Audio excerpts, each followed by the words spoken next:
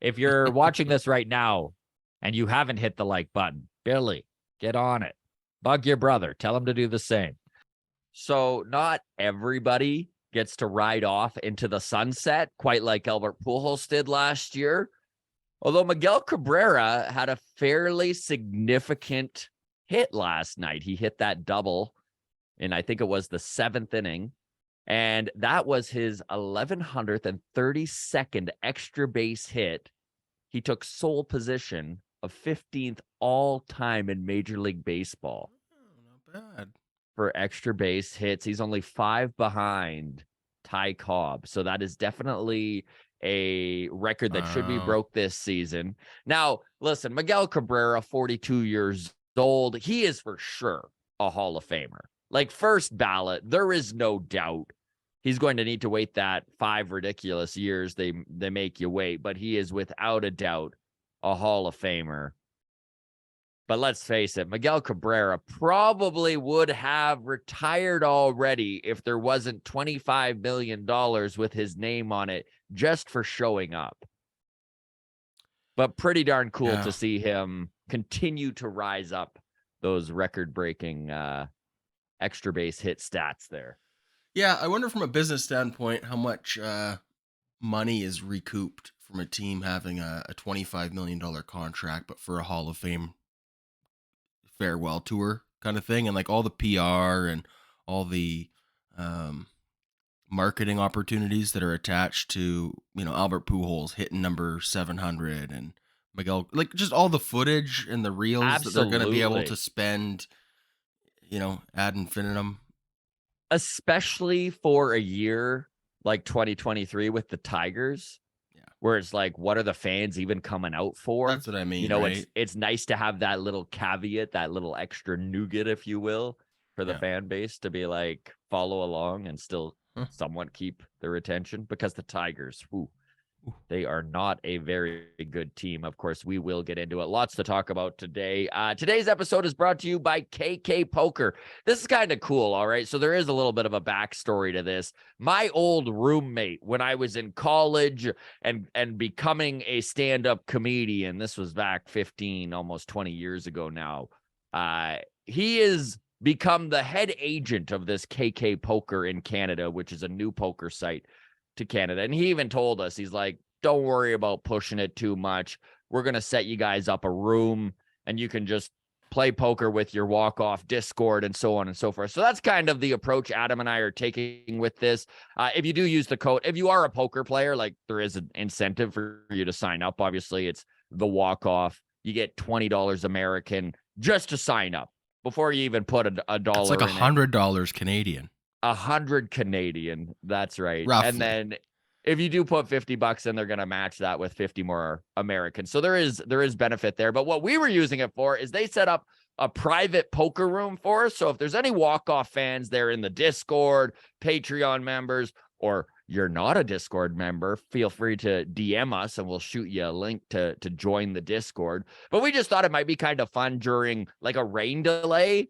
Maybe we all hop in for a $10 buy-in or something. I'm going to lose that money for sure. I'm not a poker player, but giving money back to the people, Scott. Give the money back to the people. That's right. Anyways, KK Poker, the walk-off is the code, but we are going to be mentioning this in Discord too, and maybe we can play a game a month or something like that, where who knows, maybe we can even get all on Zoom or something like that, or put a channel in Discord where we can shit talk each other and stuff. But if you're into that, shoot us a DM or just bring it up in Discord. Anyways, KK Poker, the passcode, the code, if you will, is the walk-off.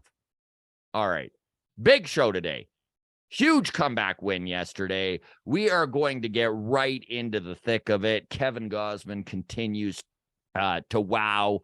Luis Rivera, I mean, he's only got the windmill. That's the only move he does at third base. It's always go for home, I guess. So the training staff here has 3 jobs. It's keep Kevin Kiermaier healthy, keep George Springer healthy, and keep Luis Rivera's arm nice and loose because he's got nice that and loose, so he can wave Vladdy no matter what the scenario. Exactly. Ricky Tiedemann on his way back from the injured reserve list. We'll let you know where he is starting tonight. Series finale happens this evening for the Blue Jays Tigers. We'll get into it. And then, of course, those pesky Tampa Bay Rays continue to win. We will end the segment. We will end the episode, I should say, on a segment about the Rays, this win streak, the historic oomph behind it. And, of course, the Rays coming to town to Toronto tomorrow. When you talked about the Rays and like historic MLB win streaks before the show, you made me laugh out loud with your comments. So I'm looking forward to that discussion. All right, let's get into the big win yesterday. Yeah, that was a terribly timed moment for me to take a drink there. Adam That's was all right. wrapping up and I was still drinking, but that's all right. what happened there. If you hadn't have said anything, nobody it listening would have seemed like such a caught natural pause. Exactly. It was a good pause, great spot for me to hit the clip button, move on to the next clip. So here we are, wasting 20 seconds into this clip already. But now that we've weeded out the casuals and just the grounds crew remains, let's talk the big win yesterday, because could have gone sideways. So under an open roof, which, by the way, April 12th, earliest the roof has ever been open, but under the open roof, the boys come all the way back from down 3-1, bottom of the 9. Vladdy gets a single. And this is what I love about Vladimir Guerrero Jr. in 2023. Have we watched him at all, Adam? Push or seem to step out of his comfort zone and try and do too much? He is really playing within himself. He's reading the moments. It's the truly attention to details is finally starting to prove to be a mantra that some of these guys are holding themselves to, and Vladdy being one of them. He gets on base, 20th hit of the season for Vladdy, by the way. A nice little single, 0 outs. That, of course, brings Chappie, the only man that makes Vladimir Guerrero Jr.'s .420 batting average look minuscule. Chapman gets up there. He takes a walk. Wild pitch. They move to third and second. Varsho gets hit by a pitch. Like, literally nobody out. Bases loaded, and these guys just keep passing the baton. You gotta love to see it. You're expecting a long ball with this lineup, but they can nickel and dime you too, right? Death by 1,000 paper cuts. That brings Whit Merrifield to the plate. And dude, I was just so impressed with Merrifield. He did exactly what he had to do. Long sac fly into deep center field that scores Vladdy, and even more importantly, with nobody out, it also moved Chapman to third base, who managed to tag and get into scoring position. Alejandro Kirk comes up. Another sac fly, right? Like, these guys score 2 runs in the bottom of the 9th to tie this game and send it to extra innings. Not a long ball. No extra base hits. I mean, we did capitalize on some pitching blunders from the Tigers. Does this comeback happen against let's just call it a real Major League Baseball team? And I know that's harsh words for the Tigers, but it is harsh words. We did get some help. We did absolutely get some help, and that was a question I was going to ask you too. Are you impressed, even though it's still just the Tigers?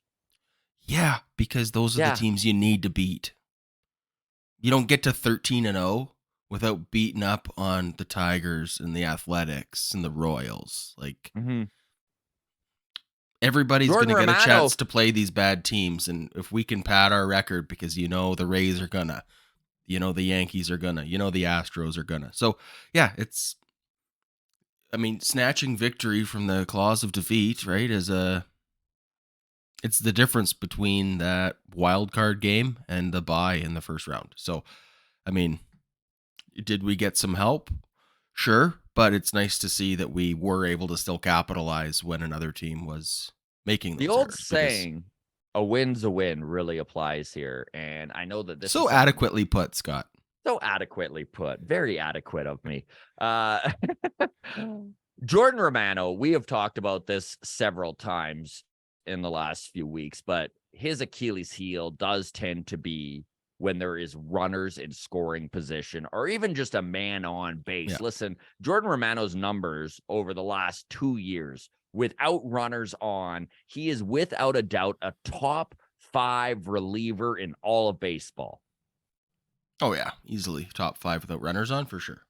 And you just need to look at the numbers. You don't need to listen to two boneheads like Adam and I tell you. It's just right there in black and white. But my goodness, as soon as there's someone on base, the guy is a different pitcher. But last night, he did what he had to do.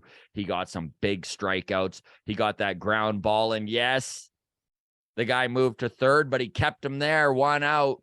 Jordan Romano shutting the door and giving the Jays a chance to put that stake in the heart of the Tigers and win that series last night. And that's exactly what they did. Love to see Kevin Kiermaier come up. I'm not a bunt guy, but the fact that there are now that there are some dudes who can do it, I'm warming up to that bunt single a little bit more. That sack bunt, when you can actually lay it down. Of course, that moved Danny Jansen over to third base.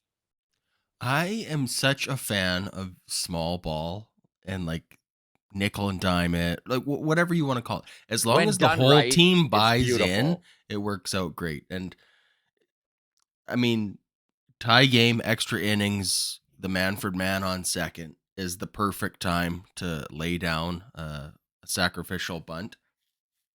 Because all you need is if you can get that guy to third, now you're a sack fly away or a base hit away, the game's over, right? You don't need multiple runs in that situation. And it's just nice that we have guys on this team now who can do it. Like when it's the obvious time to bunt, but you're going, well, like, good luck, Santiago Espinal.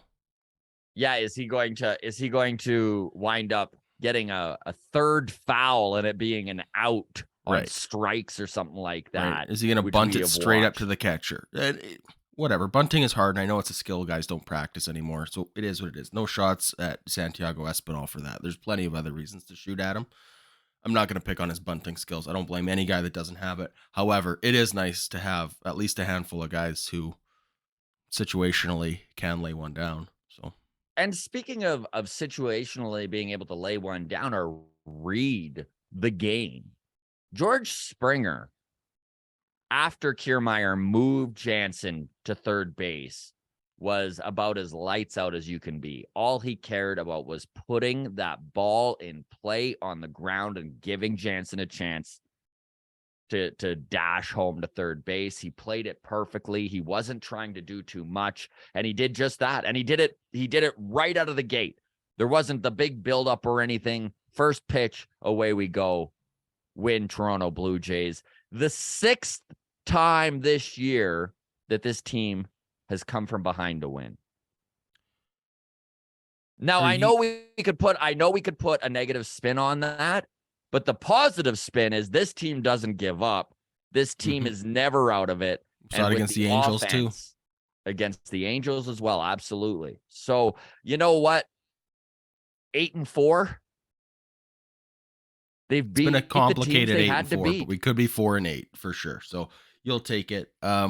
Was texting with my brother the other day about Kevin Kiermaier. Do you want to extend this guy already or what?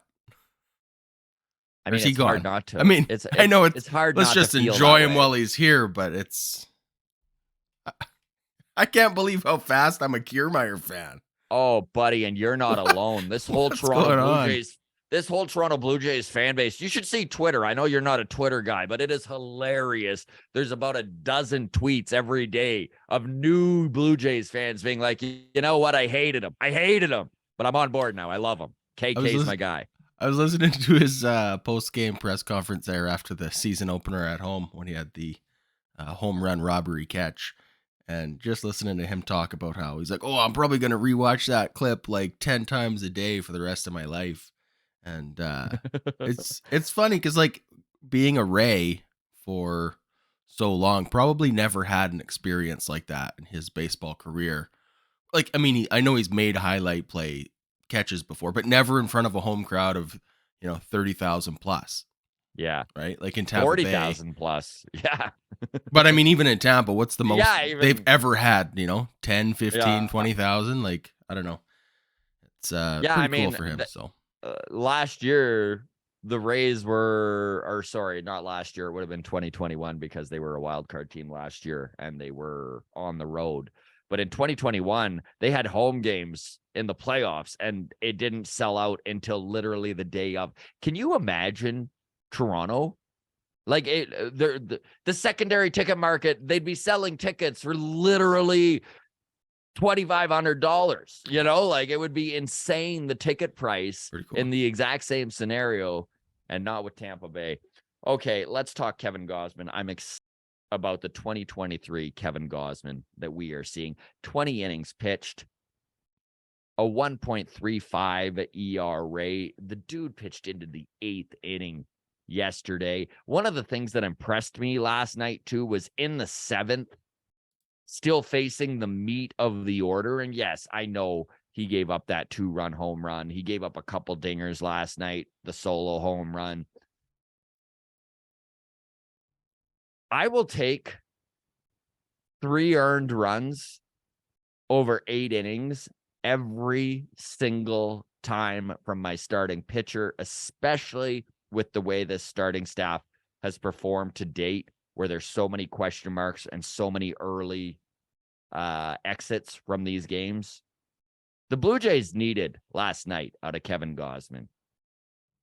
I mean, yeah, especially with Bassitt taking the bump today, Barrios and Cucci coming up, that day off for the bullpen is going to pay dividends in the upcoming games. So, yeah, Gausman was everything we could have asked for yesterday. Eight And no strong one, innings. Adam, no one looks cooler than Kevin Gausman running to the mound at the beginning of the game when they have the drone following him, right? And Pink Floyd Money, the cash register comes in and then the guitar breaks in as his hair's flapping in the wind, right? I mean, he's got a cool XFIP, right? A cool XFIP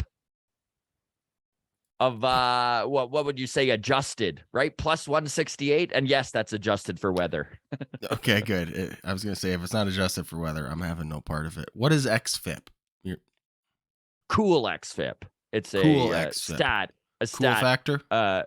Yes, cool Okay. factor, but it's Gotcha. all scaled for weather Right. and stadium, right? Gotcha. Yes. Very nice, cool XFIP for Kevin Gausman.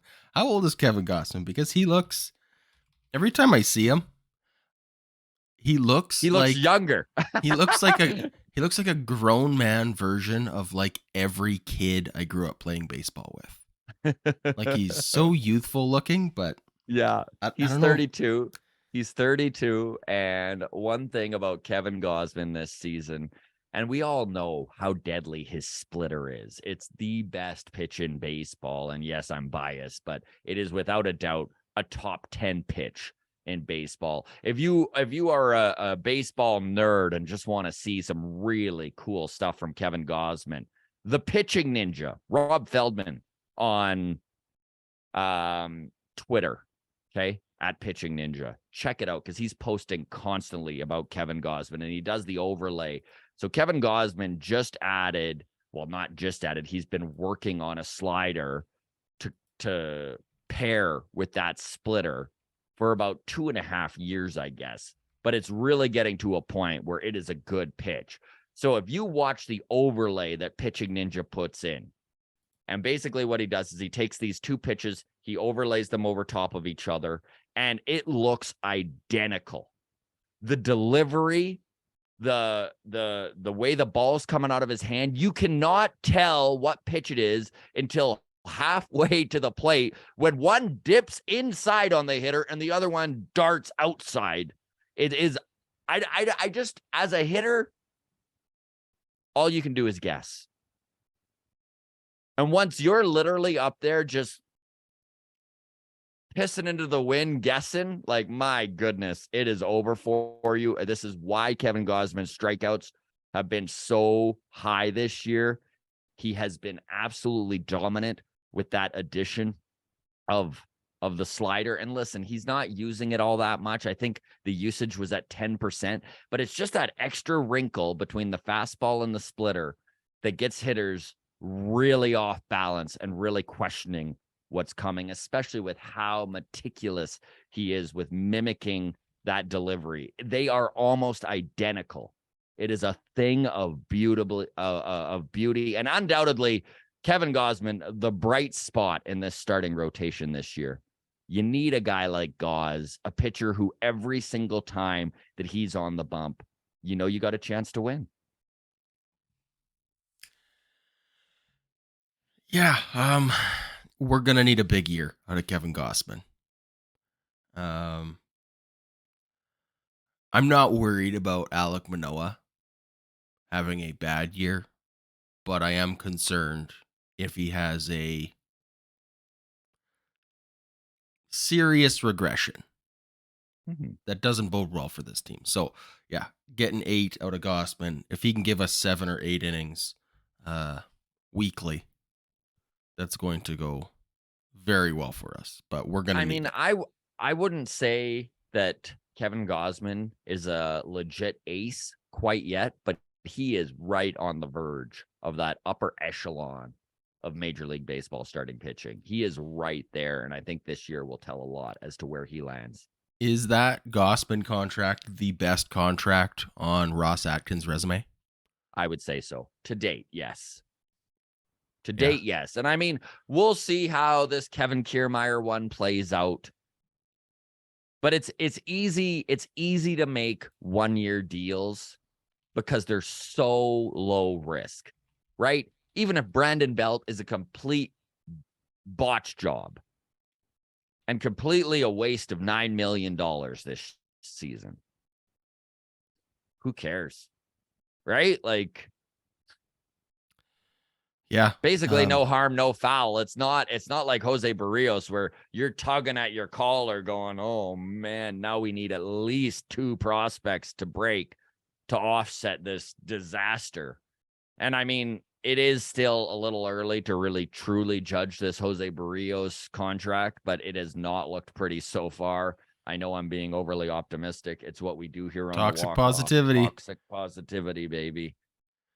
Yeah, this Gausman contract is looking real sweet, especially with that Carlos Rodon contract the Yankees just handed out as just like the obvious comparable. Yes. Kevin Gausman,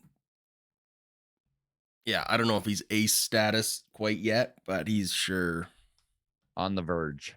He's our number 1 pitcher, right? I would say so. 2023 for sure. I mean, this season he has been without a doubt. There's no argument to be made otherwise. Yeah. I would say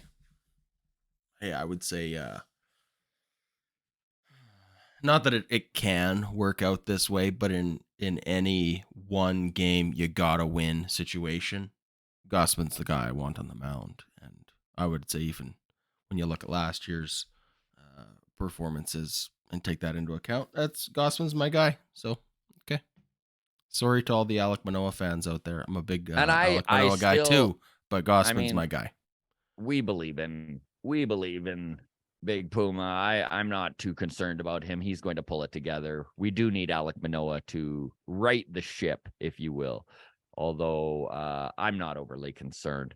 Speaking of contracts and needing prospects to break, Ricky Tiedemann, who hit the IL earlier in spring training, is ready to make his minor league debut. What are we doing?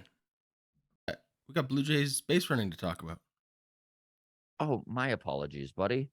It's all right. Well, right. I've got it. I've got the opposite order. I should have. I know I sent you the order. I'm well aware that I sent the order to you. Come on, man. Total botch job. You're sewering my record here as a spotless producer. All right, Blue Jays base running. We'll just clip that whole part out. Speaking of Blue Jays base running. Okay. We will speak Luis Rivera and Blue Jays base running here because it stood out last night. Like, truly, it stood out. It was a sore thumb. That first inning, watching Luis Rivera wave Vladdy home, only for him to be thrown out by 25 feet. It wasn't even close, Adam. Yeah. Like, it wasn't even close. If you're John Schneider, do you take Rivera aside and talk to him about that? Or do you think this aggressiveness is on John Schneider? Do you think he's already told Luis, he's like, wave him all the time, no matter what? Yeah, I don't know what the right answer is there, because, like you said, it wasn't even close.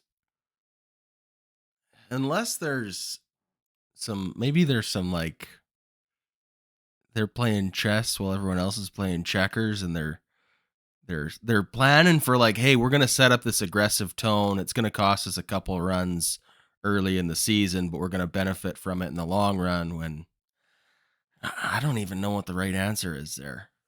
I am all for aggressiveness, but what I am dead against is giving away outs. And that's what yesterday I in the know first you inning hate felt you like. hate bunts, right? For that exact reason, you don't want to give away an out. Well, Well, I don't hate bunts. I'm not a big bunt guy, but I'm a a big nicely bunt executed bunt, I'm all for. But listen, when it comes to Luis Rivera and waving Vladdy home in that first inning, I mean, we watched Vladdy overrun again in the fourth. I mean, it wound up working out because of the player interference on the base path. guy. But You think that Vladdy was was out interference, by the there. way? Let's talk that No, one. You don't think so? I mean, not really. I mean, I don't think there was physical contact, but there was certainly. I don't know. That third baseman's like. It's weird. It's an interpretation, I suppose, of like body language, but it did feel like when you watch it in real time, the way that the third baseman's moving, it felt like Vladdy is getting pushed further in foul territory than he would have needed to be. I I don't know what think that the they got. technical rule is on that. I'm sure someone I will correct me. I think they got the call right on that, except that there was no way Vladdy was going to get home. So it probably should have been called safe and him sent back to third rather than given home. But again, the interpretation of the rules is up to the umpire. They know it better than I do. So, and I'll take the run. I mean, Well, I don't think that's the rule. Like, if he's heading home, whether or not he would have been safe at home, if there's obstruction is called, you just get the next base. I'm just going by what Dan Schulman was saying during the play, which was that whichever base he was closest to is where he probably should have been sent back to. But Oh, again, really? I don't know the rule very well, Adam. So we're two bozos, Scott. What do yeah, we know? yeah, I did learn a new rule though on the next play on that double steal when the catcher stepped on the umpire's foot, and that negated the whole play. Interesting. If I'm Alejandro Kirk and Danny Jansen, I'm taking note, and I'm like, really, when I'm throwing, every fast runner going down to two, I'm backing way up. Way up. My windup is so deep. Oh yeah, big swooping windup. Who needs pop time when you got a nice big step in your windup? That's what I say. So how much does Luis Rivera need to tighten up? Because there's another play that happened a couple games ago that stood out to me as well. That was sort of on Rivera, which was Brandon Belt holding up at second base when he could have easily gone to third. That was on that big Kirk hit. Remember where even you brought up, I think you're like, I could have got to third base on that. And John Schneider came out after that play in the post-game press conference and mentioned that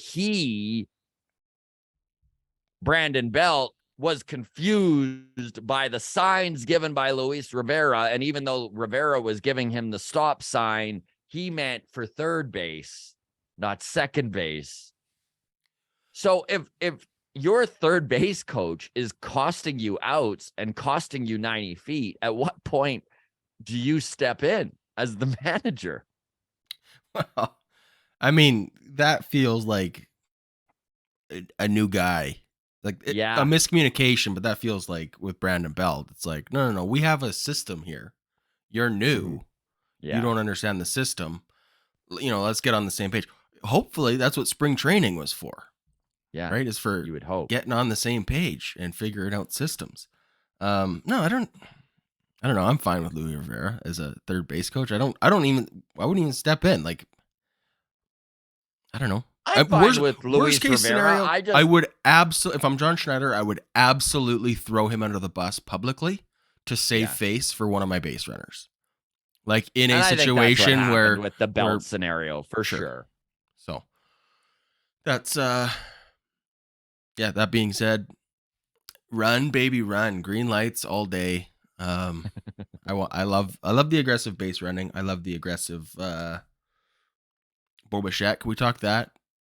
Yeah. Bichette on Vladdy stretching bobblehead day, the top of the 9th. Mm-hmm. Bichette can't make a good throw to save his life, but he kind of saved the game there, though. I mean, yes, Vladdy had to stretch to do it, but it's aggressive Bichette, and that's, again, I'm not saying that like Carlos Correa couldn't have made that same play, but this is why I like having an aggressive shortstop who's willing to like push a close play, right? And like if he's gonna be there by a mile, should he eat it? Sure, I'll concede that, but I don't want anyone in the field being like gun shy to throw the ball.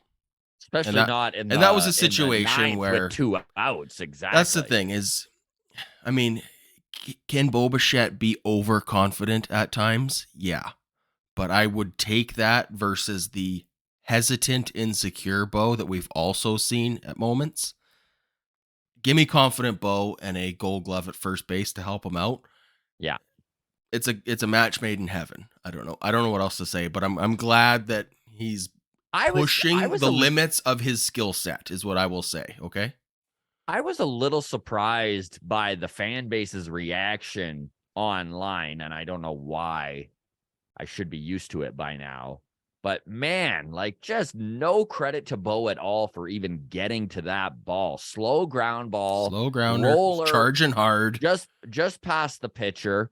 Guy at third base who would game be on the line. Winning run. Game on the line. Yeah, winning run is scoring. We're on its way home. And he gets to it. He gets to it and he makes the play. Yes, Vladdy had to stretch, but Vladdy was pumped, right? Like you saw that reaction afterwards. That wasn't oh, I'm so glad I saved it for Bo. That was, yes, let's go get it. Yeah. And I mean, Vladdy's racking up the hardware, so he doesn't mind those throws. Like as long as the throw, and this is funny, like I don't know if there's big fantasy football guy. There was a NFL wide receiver, Calvin Johnson. Shout out to my Detroit Lions fans of the world. But there was a graphic they used to put up. He's like 100 feet tall, but they would put this graphic up because he would make these just wild catches, right? He would always bail out his quarterback on these terrible throws. But they would do this graphic of him standing in front of like a double garage door. And they would be like, this is his catch radius, right? Because he can stretch and jump and, whatever, right? It's like 12 feet in each direction. It's just ridiculous. That's how I feel about with Vladdy at first is just get it to something he can reach. Yes. And I don't need a better arm than that. Like throw it as hard as you can and be reachable for Vladdy. Mm-hmm. And I'm happy. Don't throw it into the stands. We can't have that. I will concede that. But we got a Gold Glover at first. Let's take advantage and let's have Bo giving it 110% whenever we can. I don't know. I like that play in the 9th inning. I was glad to see Bo playing with reckless abandon and just going for it, pushing his talents. So that was a play. Not every shortstop gets to that ball. Yeah, just good range. I mean, he's by Vladdy. He's the opposite of Derek Jeter, right? Derek Jeter had terrible range, great arm. Bichette, great range, terrible arm, but he got to the ball. So yeah, he did get to the ball and very he did athletic save the game there. So credit where credit is due. Okay, and it was announced just yesterday by friend of the show, Scott Mitchell from TSN, that Ricky Tiedemann off of the IL. He is officially instated with the New Hampshire Fisher Cats and is going to be making his minor league debut at AA for 2023 tonight as he takes the ball. And of course, the #1 prospect in the Blue Jays system. So all eyes will be on him. He really had a heck of a showing in spring, turned some heads. He is not ready for the big leagues yet, according to the organization, but he is getting there. And I think, according to many scouts around Major League Baseball, suspect that he'll be contributing to this Blue Jays team at some point this season. What would you want to see out of Ricky Tiedemann in Double-A before he gets the call up to Buffalo? Ooh, good question. What do I want to see? I want to see a very low walk rate. That's it. I love it. Everything else, I don't care what the Ks and the advanced metrics on how fast or how much spin. I just want to see he's got control and he's doing what he's supposed. Because if he's got a low walk rate, everything else is working out. The thing with Ricky Tiedemann is his stuff is elite. It's already been well stated that he has big league stuff. So what needs to happen now, just like Adam said, is lower the walks, continue to hit your spots, continue to display that elite stuff. Does he have a high walk rate? It's not too bad. Maybe double check, but no, it wasn't ridiculous or anything. It wasn't ridiculous. Okay, walk rate in 2022 was 3.3 walks per 9. So if he can lower that by a walk per 9. Yeah, if he can get that around 2.5 and keep the strikeouts around 13.5, I mean, you'll take that. You take that every day. You take that every day. Of course, the big lefty probably should get the call up to Buffalo. My guess is before the middle of May. But they're going to let him sit in Double-A for a month or so, get his feet wet, and dominate. And once he's dominating, he will get that call up to Triple-A pretty quick. It's becomes a lot harder to ignore once he's in Triple-A, pitching well, and you've got Jose Barrios on the mound every 5 days. I don't know. I'm sure interested to see what this pitching staff looks like in the middle third of the season. I know yesterday on Mailbag, we had a question about what are the options, all the talk about Kikuchi and Barrios and the rope they have. If they do run out of rope, what are the options? And the options are not very good. But Ricky Tiedemann is a guy to keep your eye on. Top prospect in the Blue Jays system and a dude who truly could step in and contribute when he's ready. All the scouts saying it should be this year. Time will tell. Ricky Tiedemann, 78 innings pitched in the minor leagues last year. Is there a workload concern for his rookie season? I don't think any more than you would typically see. I know that they say a 50% work increase over the year before is about what they like to do. So if he was at 78 last year, like 110, push him 120. around 120. Yeah, that's my guess. So yeah, they'll be an innings cap. There'll be an innings cap on him, but I think that they will. I mean, fingers crossed the dude stays healthy, right? Like that's a big little asterisk on this whole projection of where he winds up. But as long as he's able to take the ball every 5 days, I mean, the kid should be a contributing member to this Jays team at some point in 2023. Even if it's a bullpen spot, by the way, which is something that has happened more and more around baseball with some of these top prospects. Send them up at the end of a year with a contending team, right? Maybe get some innings in the bullpen, similar to Aaron Sanchez when he was with the Blue Jays in 2015 and 16. So, keep an eye on Ricky Tiedemann. Excited to see what happens with him this year. Final game of this Jays series, buddy. They've already taken the series, winning the first 2 games, and now they are looking for the sweep. Ian Turnbull takes the mound for the Tigers with a sparkling 13.5 ERA. making Chris Bassitt's 10 ERA look pretty good. Yeah. Chris Bassitt, of course, going to look to lower his ERA from that horrible opening start he had. He looked pretty decent last time on the mound, gave the Jays 6 innings. He did allow some runs, but he did pick up his first win as a Blue Jay. Looking to build on that. Where are you at on Chris Bassitt, buddy? You feeling better about him?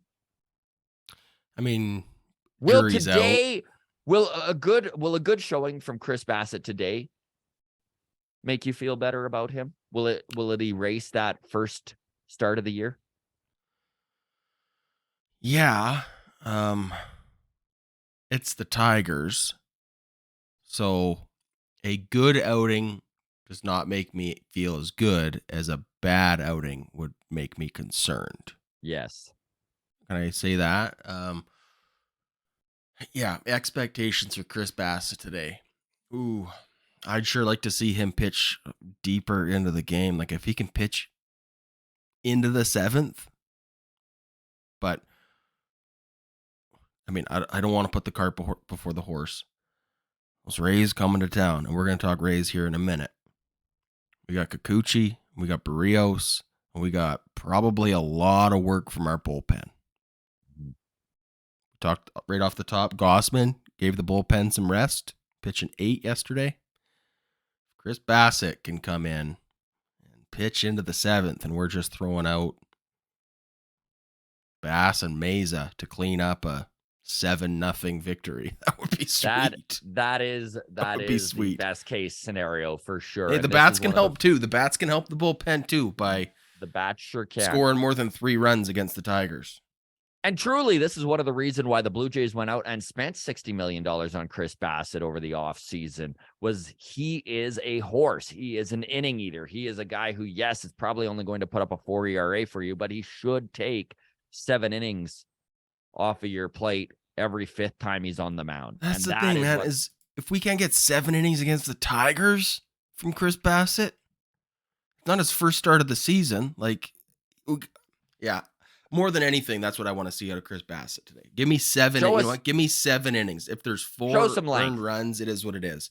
But give me like 105 pitches, 7 innings, and like you said, that's what he's been brought in for.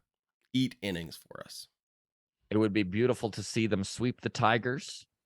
It's been a good trip home to Toronto so far. The first 2 games, the boys looked good.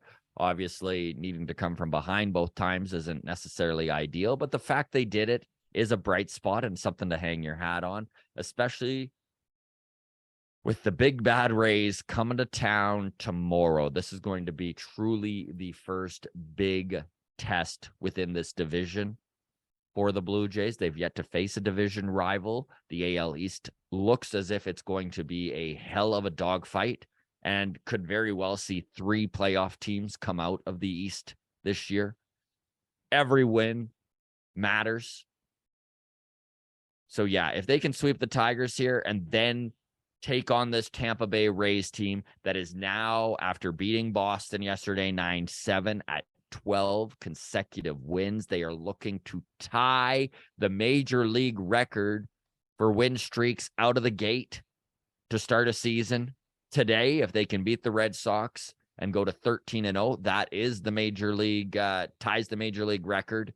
And then, boy, it would be sweet to see Toronto put an end to that. That would be sweet. You want to talk this Rays winning streak? Yeah. Historic reference framework around it. Historically, they are pushing the record for the longest unbeaten streak to start an MLB season. The record right now is the 82 Braves and the 87 Brewers, who both started at 13-0. So they can tie that record with a victory tonight, put them to 13-0. That is not the longest record in MLB history, only the longest record to start a season. We were talking before we recorded here. Longest streak in MLB history, longest winning streak, was 26 games by the New York Giants. And that was back when, Adam? 1916. So 100 years ago. 1916, which made me ask before he hit the record button, wait, I thought the Oakland Athletics had that at 20 wins. No, that's the modern era. Modern era, Scott. Not because I was like, well, what is Moneyball even about then? It's just a pretty good streak. Yeah. And then, of course, that 20-game streak by the Athletics was beat by the Cleveland Indians, now the Guardians. Indians at the time, what was that, Adam? 2017? 2017, they had a 22-game win streak. So there you go. Also notable, the Chicago Cubs had a 21-game win streak in 1935, but no one cares about the Cubs here. So there you go. All the worst and all disrespect to the Rays. Hopefully the Red Sox beat them tonight. And if not, it's going to be a heck of a series as they come to Toronto. And I'm looking forward to this Rays-Jays series this weekend. Yeah, full Rays preview tomorrow.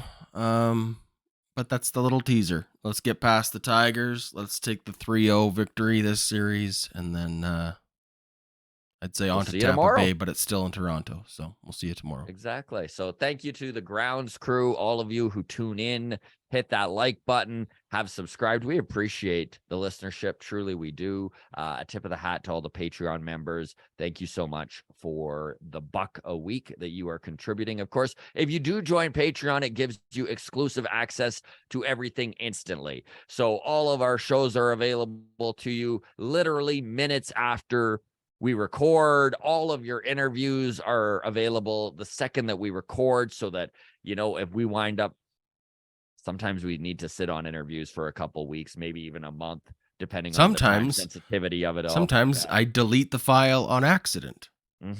So hopefully it's been put up on Patreon before we get there. Yeah, there you go. Follow us on Twitter at Walk Off Podcast, Instagram, the Walk Off Podcast. Shoot us a DM if you'd like a link to the Discord. That place is a happening Blue Jays baseball chat fest regularly. Again, we'll gladly send you the Discord link. You just need to reach out. All the best, everybody. A happy Thursday. Go Blue Jays, go. See you tomorrow. Bye, Dad.